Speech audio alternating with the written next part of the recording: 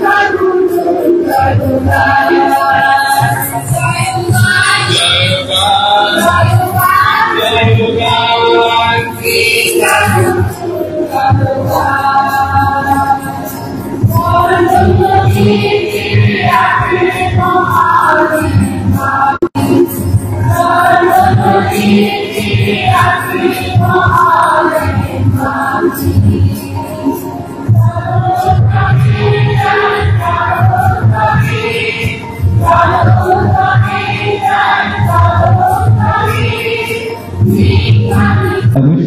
ধন্যবাদ জানাই এই বক্তব্য সমাপের জন্য।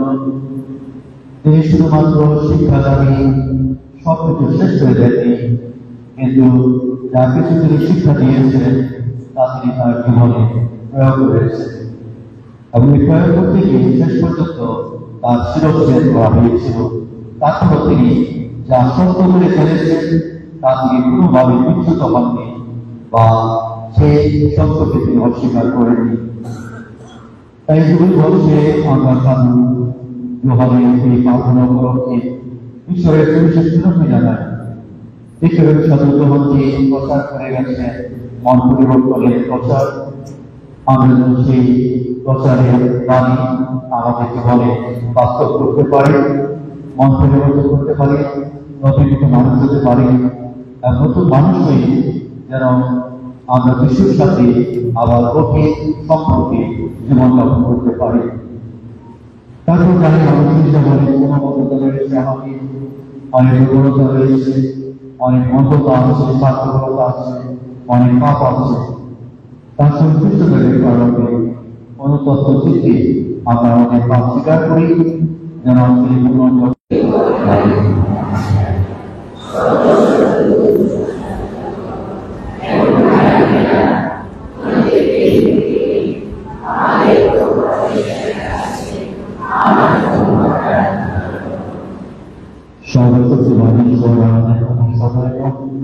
আমাদের পাপ ক্ষমা করুন এবং শাশ্বত জীবনে আমাদের আনন্দ করুন।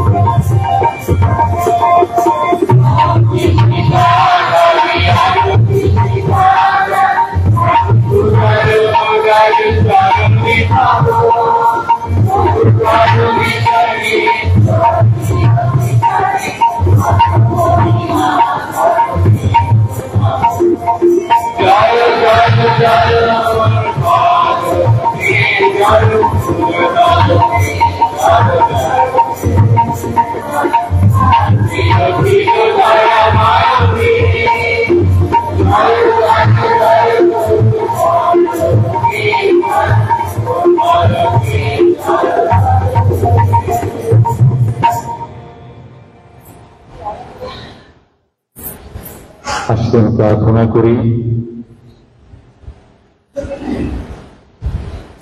হে পুণ্য পরম, তুমি দীক্ষাগুরু জোহরকে তার মাতৃগর্ভে থেকে পবিত্র আত্মার প্রেরণায় উদ্বুদ্ধ করেছিলে। তোমার কাছে বিনতি জানাই, পবিত্র আত্মার সংযোগী তোমার সঙ্গে জীবনময় সর্বৈতের স্বরূপে যুগে যুগে বিরাজমান আমাদের প্রভু যীশু খ্রিস্টের নামে। গতরাতে যখন আমি তুমুলে আসছিলাম ঢাকা থেকে, মঠবাড়ি পার হয়ে, পাঁচজোড়া হয়ে, নাগরী হয়ে, তারপরে তুমুলিয়াতে আমার একটা চিন্তা বারবার মনের মধ্যে কাজ করছিল, পাঁচজোড়া হয়ে বিখ্যাত সাধু জোহর আমাদের খুব আপন জন, খুব প্রিয়জন, কারণ তিনি যিশুর নৈশত ভাই। কারণ কুমার মারিয়া এবং এলিজাবেথ তারা জ্ঞাতি বোন। আর আমার মনে হচ্ছিল যেন সে নৈশত ভাইয়ের বড় পালন করার জন্যই আমরা যাচ্ছি, খুব আপন, তাকে ঘিরে আমরা আজকে আনন্দ করছি। এবং তিনি আমাদের এই ধর্মপল্লীর প্রতিপালক। এবং তার বিষয়ে পবিত্র বাইবেলে তার সে জন্ম থেকে অনেক কাহিনী আছে, মৃত্যু পর্যন্ত তার কাহিনী রয়েছে। যদিও অন্যান্য সাধু বা সাথী তাদের সম্বন্ধে পবিত্র বাইবেলে কিছুই নেই, কিন্তু তাদের প্রতি কোনো না কোনো কারণে আমাদের অনেক ভক্তি, অনেক ভালোবাসার সৃষ্টি হয়েছে, কিন্তু হতে পারে এই সাধু যার প্রতি আরো বেশি ভক্তি ভালোবাসা থাকবার কথা ছিল, শুধুমাত্র ধর্মপরিবাসী নয়, অন্যদেরও কিন্তু নানাবিধ কারণ হতে পারে, তা হয়ে উঠতে পারেনি।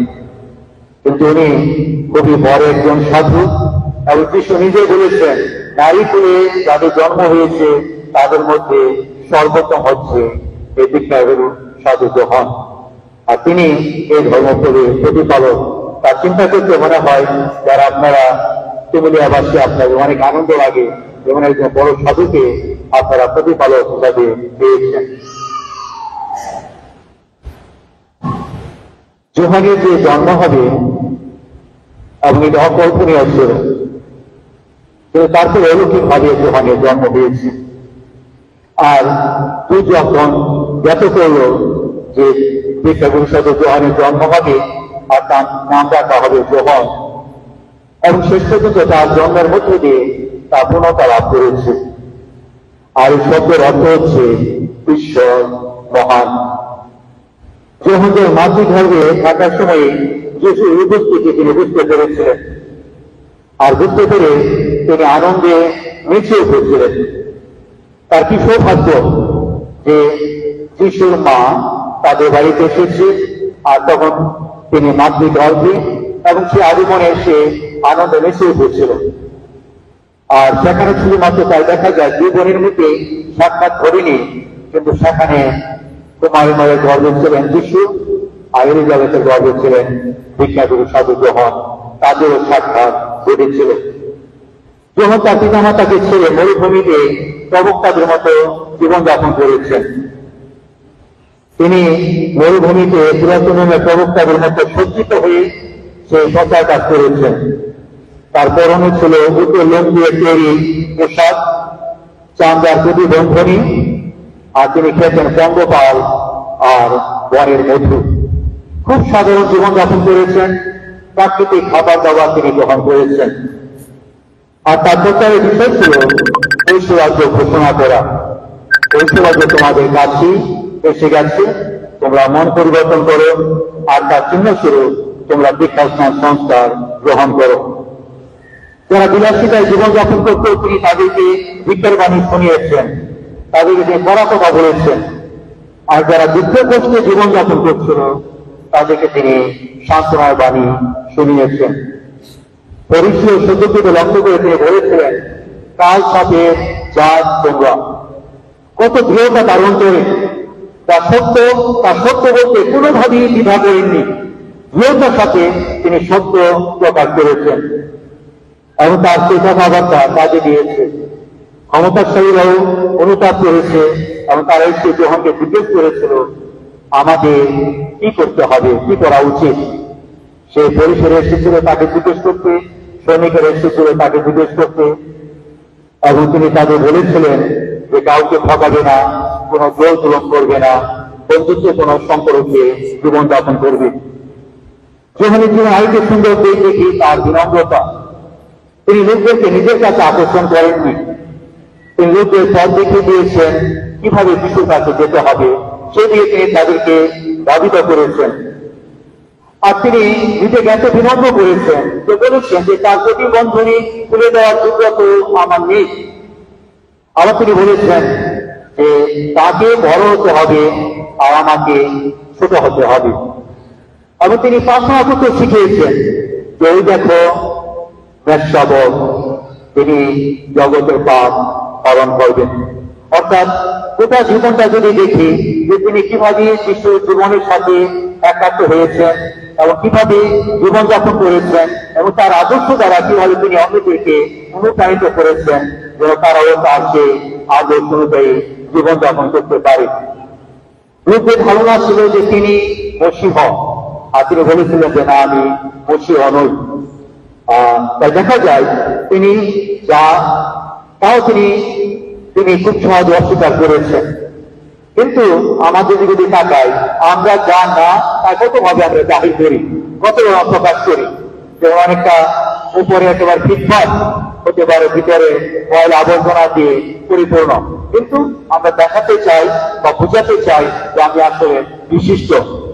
কিন্তু দীক্ষাগুরুর সাথে যখন এই ধরনের কোন ভাব আসলে প্রকাশ করেননি। জোহানের বিষয় একটা দিক হচ্ছে বা তার যে দুঃসাহসিক পরিচয় হচ্ছে যে তিনি কিভাবে সত্যের বিষয়ে সাক্ষ্য দিয়েছেন। মূল বিষয়ে যদি আমরা চিন্তা করি যে কোনো বিষয় যদি আইনগতভাবে সিদ্ধ হলেও নৈতিকভাবে সিদ্ধ নাও হতে পারে বা মাঙ্গলিক দিক থেকে তার সিদ্ধ না হতে পারে, ঠিক না হতে পারে। যেমন আপনারা জানেন কোনো না কোনো দেশ আছে যেখানে বলা হয় একই লিঙ্গে সমলিঙ্গ অর্থাৎ ছেলে ছেলে মেয়ে মেয়ে বিয়ে করে। তারপরে আবার এমন আছে ভ্রূণ হত্যা করলে আইনগত কোনো দোষ না, এটা কোনো অপরাধ না।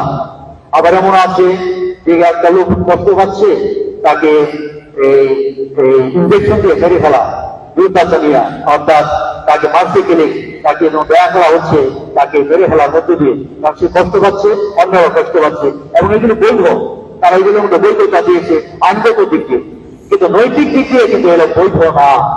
মন্ডলীর শিক্ষাতে গেলে কোনো একটা বৈধ না, কারণ মন্ডলী কোনোদিন শিক্ষা দেয় না যে বিবাহ বিচ্ছেদ করা যাবে, মন্ডলী কোনোদিন শিক্ষা দেয় না ভ্রূণ হত্যা করা যাবে, মন্ডলী কোনোদিন শিক্ষা দেয় না এবং মানব কষ্ট আছে তাই তাকে মেরে ফেলা যাবে, অর্থাৎ এগুলো নরহত্যার সাগে এগুলো করা যাবে না।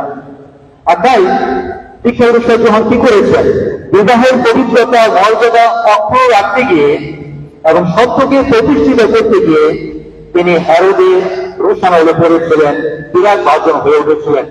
কারণ তিনি হেরোদ এবং হেরোদিয়ার যে সম্পর্ক, সেই সম্পর্কের জন্য তিনি তাদেরকে খুশি সাব্যস্ত করেছিলেন। অবৈধ বিবাহের মধ্যে তারা জীবনযাপন করছিলেন এবং দৃঢ়তার সাথে তিনি বলেছেন, রাজাকে বলেছেন যে তুমি যা করছো তা ঠিক না, এটা অন্যায়, এটা অপরাধ তুমি যা করছো। এবং শেষ পর্যন্ত দেখা যায় যে যার কারণে তাকে শিরচ্ছেদ করা হয়েছিল। তো তারপরে তিনি আপোষ করেননি, তিনি কোন রকম আপোষ নামার মধ্যে যাননি। তাই বলা হয়ে থাকে যে ইতিহাসে সব সময় নাকি পুনরাবৃত্তি ঘটে। যোহানের শিরচ্ছেদের মতো আরেকজন ব্যক্তিকে আমরা মনোনীতে স্মরণ করি, সাধু টমাস মোর, যাকেও শিরচ্ছেদ করা হয়েছিল। এবং এই রাজা অষ্টম হেনরি তার স্ত্রী ক্যাথরিনকে বাদ দিয়ে তিনি অ্যানকে বিয়ে করেছিলেন। পার্লামেন্টে তিনি আইন করেছিলেন যেন যাজকেরা হেনরিকে মন্ডলীর প্রধান হিসাবে মেনে নেয়। ওই সময় টমাস মোর সেই ইংল্যান্ডের চ্যান্সেলর ছিলেন, বড় দায়িত্ব ছিলেন। তিনি চিন্তা করেছেন এই কাজ আমি করতে পারবো না, তাই তিনি পদত্যাগ করেছেন, চ্যান্সেলর পদ থেকে পদত্যাগ করেছেন। তো তারপরেও তাকে রাজার থেকে আনুগত্য প্রকাশ করতে বাধ্য করা হয়, কিন্তু তিনি অস্বীকার করার কারণে প্রথমে তাকে জেলে বন্দী করা হয় এবং শেষ পর্যন্ত তাকেও শিরচ্ছেদ করা হয়েছিল। কিন্তু তার শেষ কথা ছিল, তার মৃত্যুর আগে তিনি বলেছিলেন যে আমি রাজার বিশ্বস্ত কর্মী, কিন্তু ঈশ্বরের প্রথম। তিনি বিশ্বস্ততার একটি দায়িত্ব পালন করেছেন, এবং তিনি বলেছেন আমি আসলে ঈশ্বরের প্রথম, তারপরে অন্যান্য কিছু। যদি তাকে শিরচ্ছেদ করা হয়েছিল, তার মৃত্যু হয়েছিল, যে ঈশ্বরের প্রতি তিনি তার আনুগত্য প্রকাশ করেছেন, যার থেকে তিনি কোনোভাবেই আসলে বিচ্যুত হননি। এবার প্রিয়জনেরা, আমরা যদি দেখি দীক্ষাগুরু সাধু যোহান এবং পরবর্তী বললাম যে এই সাধু টমাস মোরের জীবনে একই ধরনের পরিণতি হয়েছিল বিবাহকে কেন্দ্র করে। তাই এই যে বছর আমরা খ্রিস্ট মণ্ডলীতে জুবিলি বর্ষ পালন করছি, আর এই জুবিলি বর্ষে এই দীক্ষাগুরু সাধু যোহানের পর্ব আমাদের জন্য কি বার্তা বহন করে, আমাদের কি করতে বলে, কি করার আহ্বান আমাদেরকে জানায়।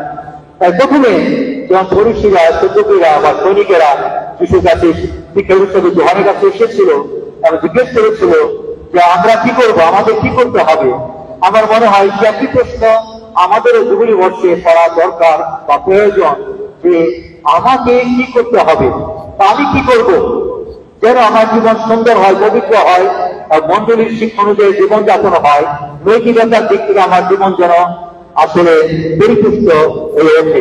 তাই কি করা দরকার আমাদেরকে? একই উত্তর আমাদের কাছে প্রকাশ করা হয়, কাউকে ঠকাবে না, জোর জুলুম করবে না, ছলনা করবে না, প্রতারণা করবে না, মামলা জমা করবে না, সবার সাথে সুন্দর সম্পর্ক বজায় রাখবে, অন্যদেরকে ভাই বোন হিসাবে গ্রহণ করবে, একটা ভাতৃত্বপূর্ণ সম্পর্কের মধ্যে জীবনযাপন করবে, সবাইকে নিয়ে যাত্রা করবে। এখানে বড় তালিকা আমরা তৈরি করতে পারি, যে আমাদের হৃদয় গভীরে ব্যক্ত করা হবে এই জুবিলি বর্ষ তোমাদের করা দরকার বা তোমাদের হওয়া দরকার। তাই সেই বিষয়টা প্রথমত আমাদের স্মরণ রাখতে হয়। কারণ বর্তমান সময়ে দেখি জোরদার মূল্যদার, আমার জোর আছে, আমার শক্তি আছে, আমার টাকা পয়সা আছে, আমি সব কিছু করতে পারি। আমি অন্যায় করে অপরাধ করি, এটা কোনো অন্যায় না, কারণ আমার শক্তি আছে, আমার টাকা আছে। সেই জন্য এই যে একটা অবস্থা বিরাজ করতে বর্তমান সময়ে, তখন আমাদের শিক্ষাগুরু সাধু হন আমাদের আহ্বান জানাচ্ছেন যেন বিবেকের কাছে আমি প্রশ্ন করি, আমি যেভাবে জীবনযাপন করছি সেক্ষেত্রে শুধুমাত্র এই আইনগত দিকটা আমি দেখছি, নাকি আসলে আমি মন্ডলীর অবস্থান দেখছি বা নৈতিকতার আলোকে সেটা আমি বিচার বিশ্লেষণ করে দেখছি। দ্বিতীয়ত, বর্তমান সময়ে সত্য কথা বলা, সত্যের সাধনা করা বা সত্যের পথে করা কঠিন কাজ। মানুষ খুব সহজে আপোষনামা করে, ঝামেলা হবে ও জ্ঞানে দিলে ঝামেলা হবে, আপোষনামা, সত্যকে সত্য বলে প্রচার না করা, সত্যকে ধামাচাপা দেওয়া, এটা খুব দেখা যাচ্ছে এখন।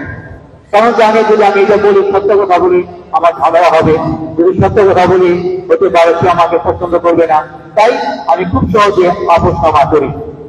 কিন্তু দীক্ষাগুরু সাধু যখন আমাদের শিখিয়েছেন সত্যকে সত্য বলে যেন আমি স্বীকার করি, সত্য বলে যেন মানি এবং সত্য বলে যেন তা আমি প্রচার করি।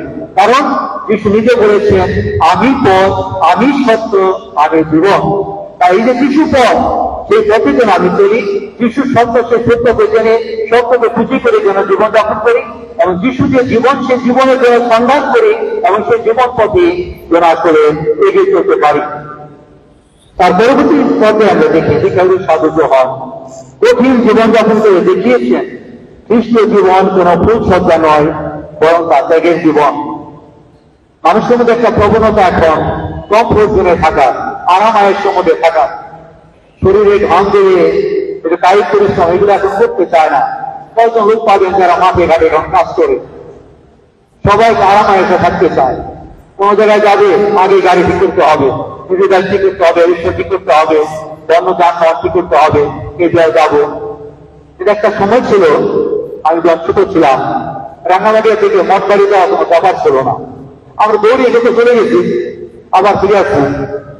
অর্থাৎ একটা সময় ছিল যখন মানুষ অনেক কায়িক পরিশ্রম করত, অনেক ত্যাগ স্বীকারও করত, কিন্তু এগুলো এখন কমে যাচ্ছে। প্রিয়জনেরা, ত্যাগ করতে যেমন দ্বিধা লাগে, কিন্তু আবার উৎসব করতে এখানে কার্পণ্য করে না।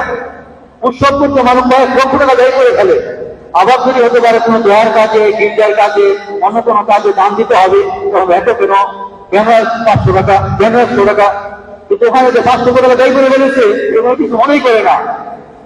1 লক্ষ টাকা তো পানিও খেয়ে শেষ করে দেয় শুনি এখন তখন কিছু মনে করে না, কারণ উৎসব করতে হবে।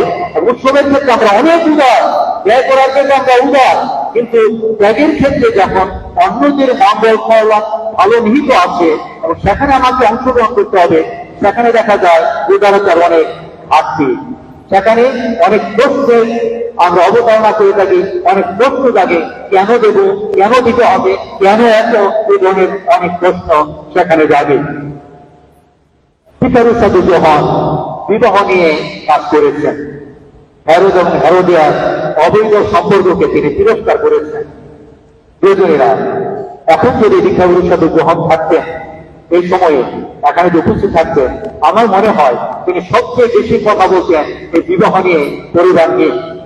কারণ বিবাহ পরিবার নিয়ে এখন অনেক ঝামেলা, মানুষের মধ্যে সহনশীলতার অনেক অভাব এখন, যার কারণে খুব সহজে বিবাহ ভেঙে যাচ্ছে। ভ্রূণ হত্যা মানুষ পাপ বলে মনে করছে না, ও গর্ভের সন্তান এসেছে, এটা রাখা যাবে না, শেষ করে দেওয়া, কিছু মনে করতেছে না। ও একটা সন্তান আছে, আরেক কালকে, এটা আমার দরকার নাই, অর্থাৎ আমি শেষ করে দিলাম, কিছু মনে হচ্ছে না। তাই দেখা যায় যে বিবাহিত জীবন এখন ভ্রূণ হত্যা এগুলি খুব মামুলি ব্যাপার হয়ে দাঁড়িয়েছে, এবং এগুলিকে তেমন কেউ কিছু মনে করে না। আমি 20 বছর আগে 5 বছর আমি বেলদা ধর্মপল্লীতে কাজ করেছি। অনেক বড় ধর্মপল্লী, অনেক ধরনের কাজ, সেখানে অনেক জায়গার মানুষ সেখানে, এবং একটা বিশেষ কাজ বেশি করতে হতো, সেটা হচ্ছে বিবাহের জটিলতা বিষয়ে কাজ। অনেক প্রত্যেক সপ্তাহে অনেক কেস আসতো আমাদের ধর্মপল্লী, অন্য ধর্মপল্লী থেকেও আদারগণ ব্যাংকে পাঠিয়ে দিতেন বিল করার জন্য, এবং এগুলো অনেক তাদের কথা শুনতে হতো এবং তাদের পরামর্শ দিতে হতো, কিভাবে সেগুলো সমাধান করা যায়। আমি অবাক হতাম তো একটা কেস দেখে, এমনও কেস আমি দেখেছি বিয়ের 6 মাস পরে বিয়ে হচ্ছে।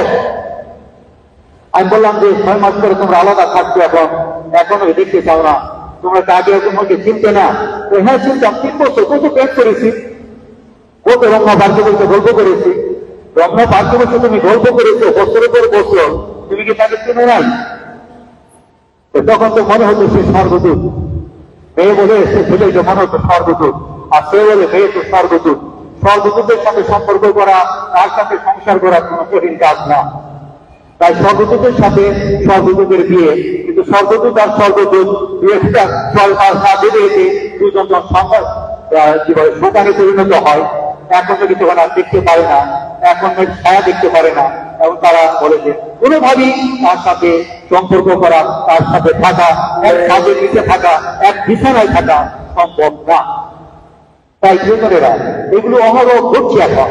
তাই সেজন্য বলছি, ভিক্ষাগুলির সাথে যখন যদি এখানে থাকতেন, ভিক্ষার দিতেন অনেককে যে কেন তোমরা বিবাহিত জীবনকে অপবিত্র করছো, কেন তোমরা সংসার জীবনকে ধ্বংসের দিকে নিয়ে যাচ্ছ, কেন তোমরা ভ্রূণ হত্যা করছো, কেন তোমরা সন্তান নিচ্ছ না, কেন তোমরা বান্ধবী ঝগড়া বলে মনে করছো। এখানে বিভিন্ন রকম কথা বলে তিনি আমাদেরকে ধিক্কার দিতেন। শুধুমাত্র তুমুলিয়া ধর্মনিবাসীকে নয়, সবাইকে আমাদের ধিক্কার দিতেন। এটা গোটা বিশ্বই আমরা চিত্র এখন দেখতে পাচ্ছি, সব জায়গায় এই অবস্থা আমরা দেখতে পাচ্ছি। তাই প্রিয়জনেরা, সেই বিষয়টা আমাদের স্মরণ রাখতে হয়।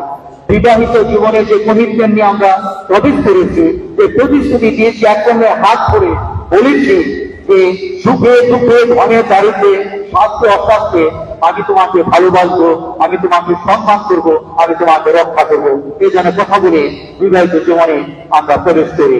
সারা জীবন বলি না 6 মাস, 1 বছর, 6 বছর, 12 বছর বা 20 বছর, সারা জীবন, ওটা যতদিন বেঁচে থাকি ততদিন আমাদের এই ভালোবাসা, আমাদের বিশ্বস্ততা আসলে ঠিক থাকার কথা। তাই বিবাহের আগে যেমন বলেছি যে তারা প্রেম করার সময় তারা বলে যে আমি তো আমার চোখ দিয়ে দেখি না, তোমার চোখ দিয়ে আমি দেখি। মজা করে বলে তোমার চোখ দিয়ে আমি দেখি। আর বিয়ের পরে বলে কেন দেখবে, চোখ তখন কে দেখতে চায়, দেখতে না পারে। তাই কিরকম আচরণ, একটা সহংস আচরণ সেখানে দেখা যায়, যা নাকি এখন বিবাহিত জীবনে, পারিবারিক জীবনে চলছে, যার কারণে অনেক পরিবারে অশান্তি বিরাজ করছে। আমরা খুব স্বার্থপর হয়ে যাচ্ছি, যেন নিঃস্বার্থ মানুষ হতে পারে। আমাদের প্রতিপালককে তাই আমাদের শিক্ষা দিয়েছেন, তার জীবনের মধ্য দিয়ে তিনি প্রকাশ করেছেন। যার এই অনেক আছে তার তো স্বার্থপর, শুধু নিজের ভালো, নিজের আনন্দ, নিজের দিক যাচ্ছে, কিন্তু সামগ্রিক মঙ্গল, সামগ্রিক কল্যাণ ভালো সেটা দেখে না, দেখতে চায় না। আর সে শুধু চিন্তা করি এই জুবিলি বছরে আমাদের আহ্বান জানানো হয়, যেমন বিক্রম সাধু যখন প্রচার করেছেন যে তিনি বলেছেন যে পাপের ক্ষমার কথা, মন পরিবর্তনের কথা।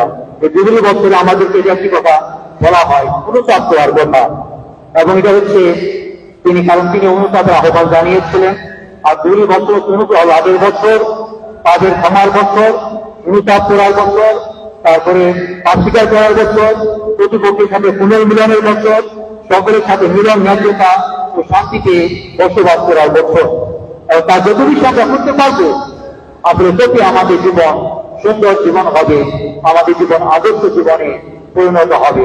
অনেক সুখ শান্তি আনন্দ তখন বিরাজ করবে, অন্যদেরকে আমরা সেই সুখ শান্তি আনন্দের মধ্যে আমরা রাখতে পারবো। আজকে যে সাথে পাঠগুলো আমরা শুনেছি, প্রথম পাঠে প্রভু বিষয় বলছেন যে আমি সেবক, আমাকে এই সেবকের দায়িত্ব পালন করতে হবে, এবং সেই সেবকের দায়িত্বের মধ্য দিয়ে আমি মানুষের কল্যাণ, মানুষের ভালো, মানুষের মঙ্গল করব। আর তিনি তা বলেছেন। এবং আমরাও তো আসলে ঠিক একইভাবে প্রত্যেকের সেবক বা সেবিকা, তো আমাদের পরিচয় আমরা যিশুর শিষ্য। আর যিশুর শিষ্য হিসাবে আমাদের আসলে যিশু যেই পথ আমাদের দেখিয়েছেন, তিনি যে শিক্ষা আদর্শ আমাদের সামনে রেখে গেছেন, ভিক্ষাগুরু সাধু আমাদের শিক্ষা দিয়েছেন, যে আদর্শ তিনি আমাদের সামনে রেখে গেছেন, তারপরে অনুসরণ করার কথা, অনুকরণ করার কথা, তার মধ্য দিয়ে পরিচালনা করতে এগিয়ে চলার কথা। আর মঙ্গল সমাচার আমরা শুনেছি যে ভিক্ষাগুরু সাধু যোহানের জন্ম বৃত্তান্ত, কিভাবে তার জন্ম হবে সে বিষয়ে। এবং প্রথম কথা ছিল তার জন্মকে ঘিরে তার আত্মীয় স্বজনের মধ্যে আনন্দ, জন্ম 12টার সময় তার আনন্দিত হয়েছে, তাই এখন আমাদের সন্তানের জন্মদানের মধ্যে আমরা আত্মীয় স্বজন প্রতিবেশী শুভাকাঙ্ক্ষীদের আনন্দিত করতে পারি, কিন্তু সেটা তো হয়ে উঠছে না। আমরা অন্যদেরকে সে আনন্দ থেকে যেন বঞ্চিত করছি। তার পরবর্তী পর্যায়ে দেখি যে তিনি যে দায়িত্ব দিয়ে এসেছিলেন মানব ধারণ করে, সেই দায়িত্বগুলো বিশ্বস্তভাবে পালন করেছেন। তিনি পিছপা হননি, নিজের জীবন দিয়েছেন কিন্তু পিছপা হননি। যা জেনেছেন সত্য বলে তা তিনি পালন করেছেন এবং তিনি তার শিক্ষা দিয়েছেন। তাই আমাদেরকে বিশ্বব্যাপী আহ্বান জানানো হচ্ছে, তিনি জুবিলি বছর উদযাপন করার মধ্যে দিয়ে যেন অন্তরে সেরকম অনুতাপ জাগে, মন পরিবর্তনের সিদ্ধান্ত যেন আমাদের মধ্যে জাগে, কোনো পাপ স্বীকার করি। ওই পাপ স্বীকার মাত্র এই যে মিথ্যা কথা বলছি, তাকে গালি দিচ্ছি, শেষ বা সাহিত্য বলা বলে এটাকে খুশি বোধ করি নাই। আমি তখন জিজ্ঞেস করতাম যে খুশি বোধ করো নাই, বলতো দুঃখ প্রকাশ করছো, তুমি রোববারের বিষয় বাদ দেওনি, দিয়েছি এবং রোববারের বিষয় বাদ এখন পাপগুলো মনে করে না। এগুলো অনেক কিছু আছে, এখন পাপ বলে আমরা মনে করছি না। এই বছরে জুবিলি বছরে আমাদের আহ্বান জানানো হচ্ছে যেন পাপকে আমরা পাপ বলে মনে করি, স্বীকার করি, পাপ থেকে বিরত থাকার জন্য যেন সিদ্ধান্ত গ্রহণ করি, যেন পবিত্র ভাবে জীবনযাপন করার মধ্যে দিয়ে আমরা আসলে আদর্শ মানুষ হয়ে উঠতে পারি, আদর্শ শিষ্য হয়ে উঠতে পারি, আদর্শ খ্রিস্টান হয়ে উঠতে পারি। আর তাহলে এই দীক্ষাগুলির সাথে জোহারের পর্ব পালন আরো সার্থক হবে। আমাদের প্রতিপালকের জীবন আদর্শ আমাদের জীবনে বাস্তবায়িত করার মধ্য দিয়ে আমরা আরো সুন্দর মনে মানুষ হবো, আরো পবিত্র মানুষ হবো এবং সেই সাধারণ মানুষের কাছে আমরা বয়ে নিয়ে যেতে পারবো। সেই মঙ্গল আশীর্বাদ তিনি আমাদের প্রত্যেককে আজকের দিনে বিশেষভাবে দান করুন।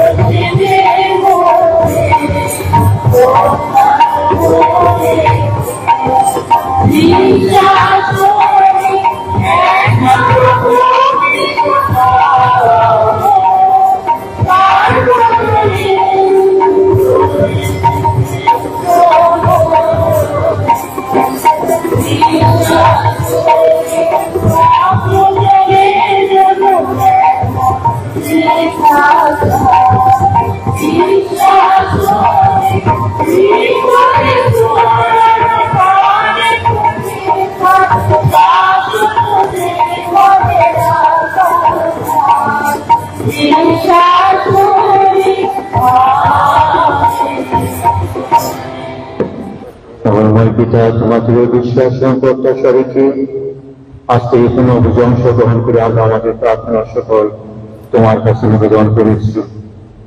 তাছাড়া আমাদের অন্তরে অনেক প্রার্থনা রয়েছে, সবই তুমি জানো। শুধু আমাদের ব্যক্ত সমস্ত প্রার্থনা তুমি আমাদের মঙ্গলাক্রমে তোমার মহিমা কীর্তি হইতে পূরণ করো। প্রাণদাতা প্রভু যীশু খ্রিস্ট, আমিন।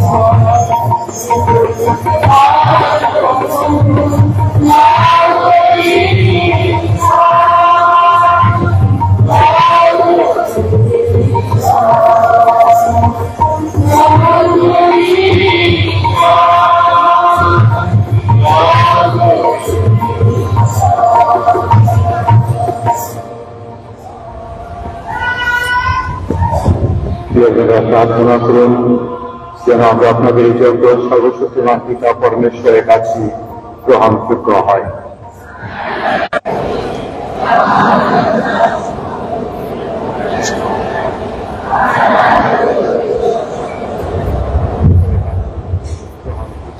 এই পরমেশ্বর ধন্যবিদ্যাগুলো যখন ধন্য আমরা জীবনী কণ্ঠে আমরা তো শুনেছিলাম জগৎদাতা আসছেন, আবার এই শুনেছিলাম জগৎদাতা এসেছেন। তাই তার প্রতি আমাদের আন্তরিক শ্রদ্ধা জ্ঞাপন করি। তার জন্ম পর্ব পালনে আমরা তোমার দেবী কান্তি নিবেদন করতে এসেছি। দেবীটা তুমি তা প্রসন্ন হয়ে গ্রহণ করো, এই মিনতি জানাই প্রাণদাতা প্রভু যীশু খ্রিস্টের নামে। প্রভু আপনাদের সহায় থাকুন, আপনি এদের উত্তোলন করুন। আসুন আমরা ঈশ্বর প্রভুর ধন্যবাদ করে সেই পরম পিতা সর্বশক্তিমান সনাতন পরমেশ্বর সর্বকালের সর্বস্থানে আমাদের প্রভু খ্রিস্টের মধ্যস্থতায় তোমার কাছে আমাদের কৃতজ্ঞতা নিবেদন করা সত্যি উচিত, সত্যি কল্যাণকর। আমরা কীর্তিদাতা অপ্রভু যোগানে গুণকীর্তন করি, তোমারই মাহাত্ম্য কীর্তন করি, করি তোমার বন্দনা গান। তুমি তো তাকে সকল মানব সন্তানকে মহত্ব মর্যাদায় ভূষিত করেছিলে। মাতৃগর্ভে তিনি মুক্তির আগমন সংবাদ অলৌকিক ভাবে জানতে পেরে আনন্দে স্পন্দিত হয়ে উঠেছিলেন। তার জন্মলগ্নে বহু মানুষের অন্তর ভরে উঠেছিল মহা উল্লাসী। সকল প্রবক্তার মধ্যে ধন্য তিনি। তার এই কণ্ঠে প্রথম শোনা গিয়েছিল বিশ্ব পাপহরণ নিঃশবর স্বয়ং যীশু খ্রিস্টের আগমন বার্তা। ধন্য তিনি খ্রিস্ট দীক্ষা বিরোধী। নিজের হাতে তিনি দীক্ষা স্নানের প্রবর্তক খ্রিস্টকে দীক্ষা স্নান করেছিলেন। আর জলধারা তখন খ্রিস্টের স্পর্শ দিয়ে নতুন পবিত্রতা মণ্ডিত হয়েছিল। ধন্য তিনি ধর্মস্বত অগ্রদর্শনী।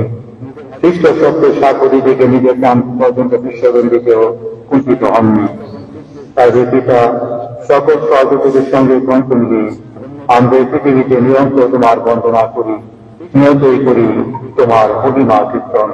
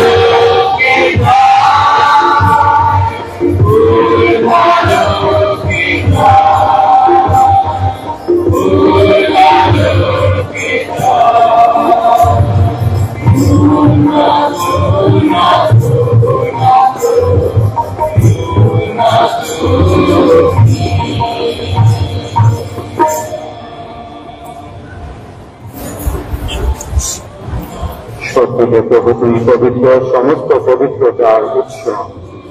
প্রণয় করি শিশুর বর্ষণের মতো তোমার আত্মাচরণ উপহার পবিত্র করো, যেন আমাদের জন্য আমাদের প্রভু যীশু খ্রিস্টে দেহ রক্তে পরিণত হয়। মৃত্যু যাতনায় স্বেচ্ছায় সমর্পিত হওয়ার ফলে তিনি ভাবলেন এবং ধন্যবাদ জানিয়ে তা ভাঙলেন এবং তার শিষ্যকে দিয়ে বললেন, না, এ থেকে খাও সকলে, কেননা এ আমার দেহ যা তোমাদের জন্য সমর্পিত হবে।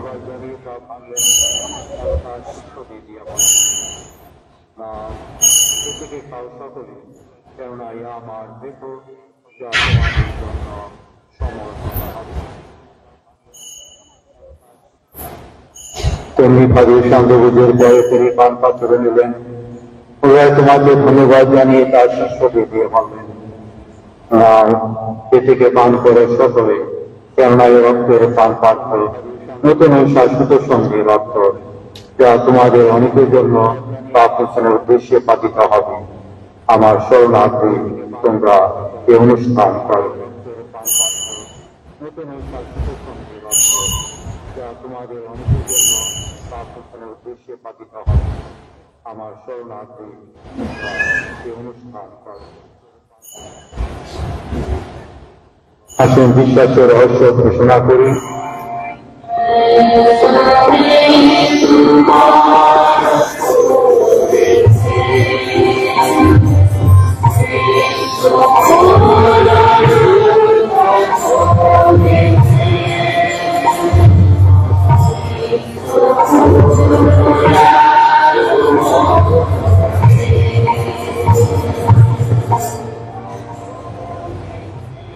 অতীতে প্রভু তার মৃত্যু ও পুনরুত্থানের সহস্য পালন করি।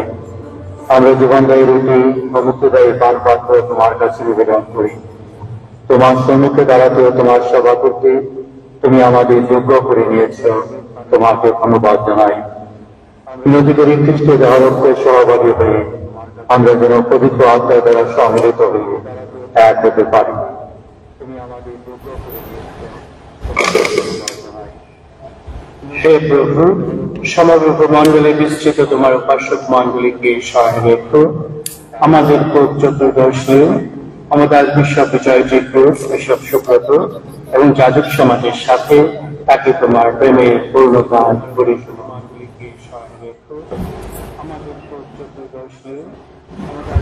পুনরুত্থানের প্রত্যাশায় নিশ্চিত আমাদের ভাই বোনদের এবং তোমার আশ্রয়ে মৃত সকলের কথা স্মরণে রেখো।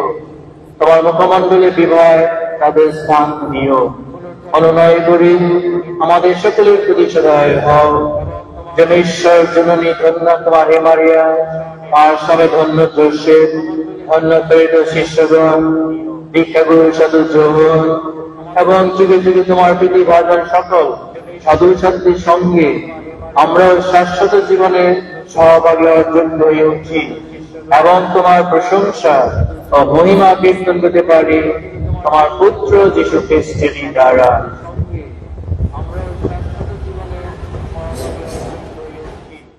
এবং তোমার প্রশংসা ও মহিমা কীর্তন করতে পারি তোমার পুত্র যীশু তার দয়া, তার সঙ্গে তারি পবিত্র আত্মার সঙ্গে সর্বশক্তিমান পিতা পরমেশ্বর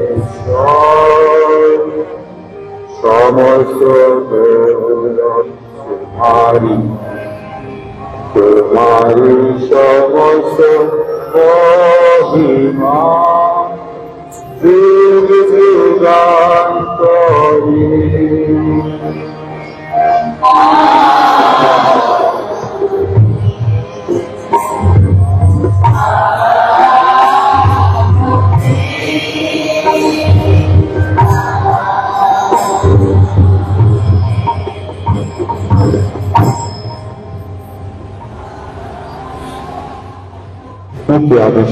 শিক্ষায় প্রবৃত্ত হয়ে আমরা নির্ভয়ে বলি যে আমাদের সর্বস্ব পিতা।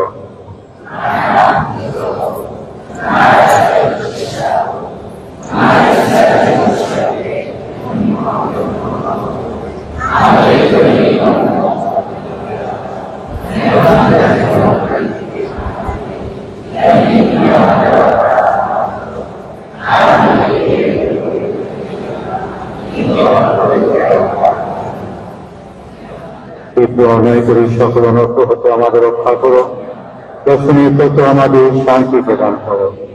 যেন তোমার করুণা উপর নির্ভর করি আমরা পাপ থেকে সর্বদা মুক্ত এবং সমস্ত সংকট থেকে নিরাপদে থাকি। আমরা রয়েছি সে পূর্ণ আশায় এবং আমাদের মুক্তিদাতা যীশু খ্রিস্টের আগমনের প্রতীক্ষায়।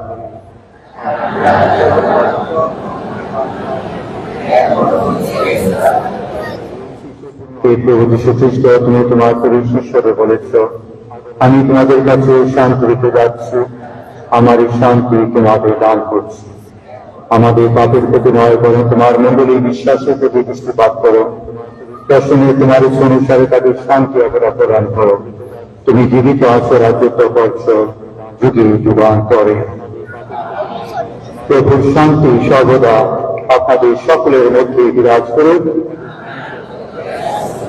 আসুন আমরা পরস্পরকে শান্তি প্রদান করি।